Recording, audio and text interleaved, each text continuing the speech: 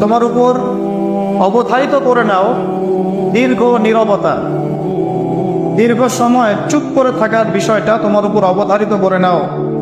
ফাইন্নাহু মাকরাদাতুন লিশ-শাইতান, কারণ এই কাজের মধ্য দিয়ে শয়তান বিতাড়িত হয়ে যায়।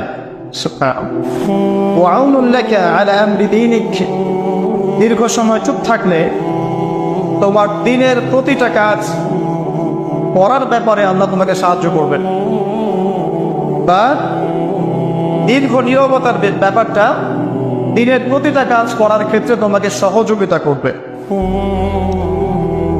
আমি বললাম জিকরি ইয়া রাসূলুল্লাহ, ইয়া রাসূল সাল্লাল্লাহু আলাইহি ওয়াসাল্লাম আমাকে আরো বাড়িয়ে দিন, আরো কিছু বলুন, আরো কিছু ওসিয়ত করুন।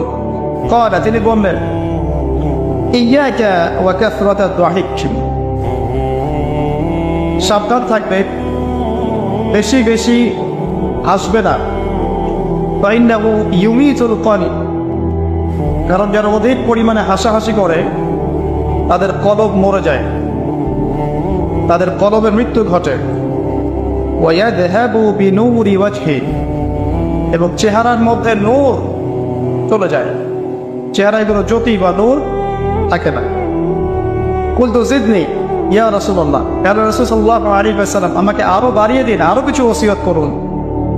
ক্বালা, এবার তিনি বললেন সাল্লাল্লাহু আলাইহি ওয়াসাল্লাম কুলিল হাক্কা ওয়া ইন কানা মুররান, সর্বদা সত্য কথা বলবে, সত্যের উপর থাকবে যদিও এটা অন্যের কাছে তিক্ত হয়।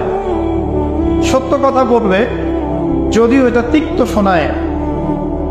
কত জিদনি ইয়া রাসূলুল্লাহ, তিনি বলছেন আমি বললাম হে আল্লাহর রাসূল আরো বাড়িয়ে দিন আমাকে। ক্বালা, এবার নবীজি বললেন সাল্লাল্লাহু আলাইহি ওয়াসাল্লাম লা তাখাফ ফিল্লাহি লাউমাতা লাইব, আল্লাহর পথে কাজ করার ব্যাপারে বা আল্লাহর পথে চলার ক্ষেত্রে, আল্লাহর দ্বীন পালনের ক্ষেত্রে নিন্দুকের নিন্দার পরোয়া করবে না। আল্লাহর ব্যাপারে নিন্দুকের নিন্দার সমালোচনার পরোয়া করবে না। কুলতু জিদনি ইয়া রাসূলুল্লাহ, তিনি বললেন আমি বললাম যে আরো বাড়িয়ে দিন হে আল্লাহর রাসূল আমার জন্য। নবী করিম সাল্লাল্লাহু আলাইহি ওয়াসাল্লাম বললেন ক্বাল লিয়াহজুসকা আনিন নাস মা তা'লামু মিন নাফসিক, যখন মানুষের ব্যাপারে তোমার নেগেটিভ কোনো মন্তব্য করতে হয় বা কারো ব্যাপারে যদি নিন্দা করতে চাও, এরকম ইচ্ছা জাগে মনের মধ্যে, তাহলে আগে চিন্তা করবে যে এই দোষটা তোমার মধ্যে আছে কিনা। অর্থাৎ নিজের নফসের খেয়ালটা তুমি আগে বেশি নেবে অন্যের নিন্দা করার আগে। রাওয়াহুল বাইহাকি, হাদিসটা এসেছে বাইহাকি শরীফের মধ্যে ফি শুআবুল ঈমান, এবং মিশকাতুল মাসাবিহের মধ্যে এসেছে হাদিসটা 414 এবং 415 পৃষ্ঠায়। অত্যন্ত চমৎকার একটা হাদিস। আজকে আমরা ইনশাআল্লাহ আযজা ওয়া জাল এই হাদিসের উপরে সামান্য কিছু কথা বলে আমাদের আলোচনা শেষ করব ইনশাআল্লাহ তাআলা। আবু যর রাদিয়াল্লাহু আনহু একজন বিশিষ্ট সাহাবী, আপনারা জানেন, যার ব্যাপারে নবী করিম সাল্লাল্লাহু আলাইহি ওয়াসাল্লাম বলেছিলেন আবু যর তুমি খুব নরম মানুষ, তাই কখনো দায়িত্ব চেয়ে নিও না, কারণ তোমার উপরে যদি 2 জন মানুষের দায়িত্ব দেয়া হয় তোমাকে যেন ছুরিবিহীন জবাই করে দেয়া হবে। আবু যর রাদিয়াল্লাহু আনহু খুব আধ্যাত্মিক নরম মনের মানুষ ছিলেন।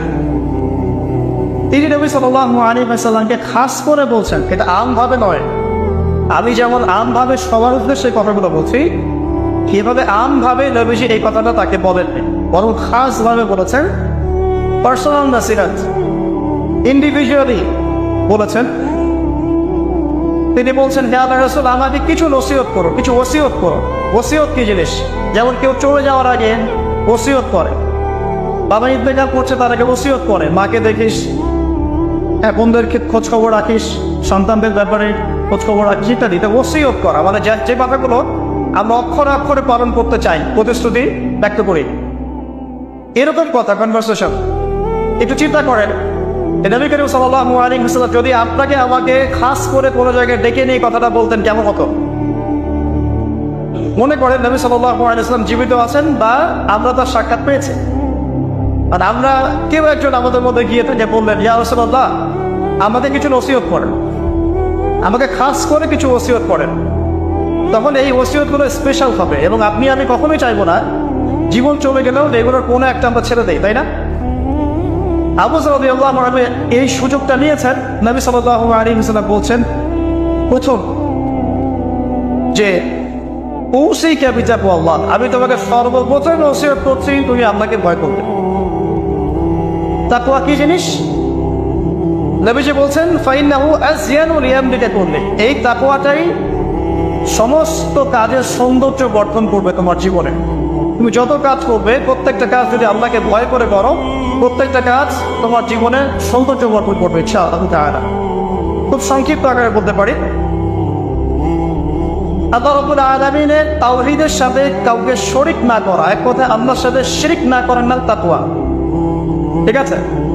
আল্লাহ এক, আল্লাহ অদ্বিতীয়, তিনি মহাবিশ্বের স্রষ্টা, আমাদের স্রষ্টা, সৃষ্টিকর্তা, পালনকর্তা, রিজিক দাতা, জীবন মৃত্যুর মালিক, বিধান দাতা। এই প্রত্যেকটা কনসেপ্ট আল্লাহর জন্য খাস করার নাম হচ্ছে তাওহীদ। আর এখানে যদি আমরা কাউকে সমকক্ষ দাঁড় করে তাহলে শিরক হয়ে যাবে। এই শিরকটা তিনভাবে হয়ে থাকে। মানুষ চিন্তার ক্ষেত্রে শিরক করতে পারে। কেউ যদি মনে করে মহাবিশ্বের কোনো স্রষ্টা নাই তাহলে শিরক করবে। কেউ যদি মনে করে স্রষ্টা আরও একজন আছে বা একাধিক আছে তাহলে শিরক করবে। কেউ যদি মনে করে যে আল্লাহ ছাড়া কেউ ইবাদত পাওয়ার যোগ্য, আল্লাহ ছাড়া অন্য কাউকে সেজদা করা যায়, নাউজুবিল্লাহ, আল্লাহ ছাড়া কেউ প্রয়োজন পূরণ করতে পারে, কেউ সন্তান দিতে পারে, কেউ কল্যাণ করতে পারে, কেউ অকল্যাণ করতে পারে ইত্যাদি, আল্লাহ ছাড়া কেউ বিধান দেওয়ার মালিক, এরকম কনসেপ্ট যার মনের মধ্যে আছে এটা হচ্ছে আকীদাগত শিরক বা চিন্তাগত শিরক। আমি কি বোঝাতে পারছি? 2 নম্বর কাজের শিরক, যেমন কেউ যদি আল্লাহকে সিজদা না করে অন্য কাউকে সিজদা করে, কর্মগত শিরক করেছে। আল্লাহ পাকের হালালকে কেউ যদি হারাম করে নেয়, কর্মগত শিরক করেছে। আল্লাহ পাকের হারামকে কেউ হালাল করে নেয়, কর্মগত শিরক করেছে। আল্লাহর কাছে দোয়া না করে মৃত মানুষের কাছে দোয়া করে শিরক করেছে। এগুলো কাজ করতে গিয়ে শিরক করেছে। ইভেন আল্লাহর নামে কসম না করে অন্য কারো নামে কসম করতেও শিরক হয়ে যায়। অনেক সময় আমরা হাতের মধ্যে রশি পড়ি, পাথর পড়ি, অনেক কিছুই পড়ি, আমাদের বিশ্বাস হয় এগুলো আমাদের উপকার করতে পারবে, অপকার করতে পারবে, তাহলে শিরক হয়ে যাবে। সন্তান আল্লাহ দেন, যদি আমরা মনে করি যে মাজারে গিয়ে দোয়া করলেই সন্তান পাওয়া যাবে, শিরক হয়ে যাবে। আর শিরক কেমন একটা পাপ, যে পাপটা আল্লাহ পাক তওবা ছাড়া মাফ করে না। মৃত্যুর আগে যদি তওবা করে মানুষ, ইনশাআল্লাহ আল্লাহ পাক মাফ করে দিবেন। যদি তওবা না করে মারা যায়, সম্ভাবনা বেশি এই ব্যক্তি জাহান্নামে যাবে, নাউজুবিল্লাহ। কারণ প্রত্যেক 1999 জন মানুষ জাহান্নামে যাবে যাদের আমলনামায় শিরকের পাপ থাকবে। আল্লাহ পাক সূরা নিসার মধ্যে বলেছেন, ইন্নাল্লাহা লা ইয়াগফিরু আন ইউশরাকা বিহি ওয়া ইয়াগফিরু মা দুনা যালিকা লিমান ইয়াশা। আল্লাহ পাক শিরকের গুনাহ ব্যতীত যে কোনো গুনাহ যাকে ইচ্ছা মাফ করতে পারেন। যে কোনো গুনাহ, আপনি জিনা করেছেন, সিজদা করেন, ফিরে আসেন, আল্লাহ মাফ করে দেবে ইনশাআল্লাহ। আপনি সুদ খেয়েছেন দীর্ঘদিন, সুদ থেকে ফিরে আসেন, দীর্ঘদিন মায়ের সাথে জিনা করেছেন সুদের মধ্য দিয়ে, তওবা করে ফিরে আসেন, আল্লাহ এখনই মাফ করে দেবে ইনশাআল্লাহ। আপনি খুন করেছেন মানুষকে, যদি আপনি চিন্তা করেন যে আমার একটা অপরাধ হয়েছে, আপনি তওবা করে খালেস ভাবে ফিরে আসেন, আল্লাহ মাফ করে দেবে ইনশাআল্লাহ। ব্যভিচার করেছেন, বিবাহিত হওয়ার পরেও জিনা করেছেন, এই ব্যক্তির কিন্তু পৃথিবীতে বাঁচার আসলে কোনো অধিকার নাই। তারপরেও যদি সে গোপনে তওবা করে ফিরে আসে রাতের অন্ধকারে, আল্লাহ চাইলে মাফ করে দেবেন ইনশাআল্লাহ।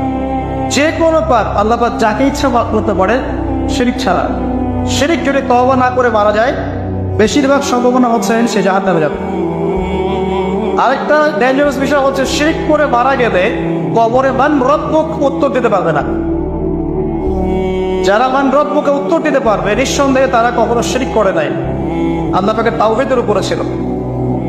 আমরা শিরকের অনেক কিছু বুঝি ঠিকই, আধুনিক একটা শিরক বুঝি না। আধুনিক শিরক এটা যেমন আল্লাহ পাক যা নাজিল করেছেন, এখানে যে বিধানগুলো আছে এগুলোকে যদি কেউ ডিনাই করে বা এগুলোকে পাশ ফিরিয়ে অন্য কোনো বিধানকে বেটার মনে করে, আল্লাহর বিধানের চাইতে বেটার মনে করে বা সমকক্ষ মনে করে, এটাও শিরক। এটাও শিরক। আল্লাহ পাক কিছু হালাল করেছেন, আমরা যদি মনে করি এটা হারাম, তাহলে শিরক।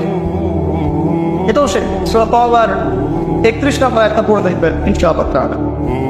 যাই হোক, তাকওয়ার প্রথম স্টেজ হচ্ছে আমাদেরকে শিরক করা যাবে না, তাওহীদে থাকতে হবে ইনশাআল্লাহ। 2 নম্বর, আল্লাহ পাকে যত আদেশ আছে এগুলোকে মেনে চলার নাম তাকওয়া।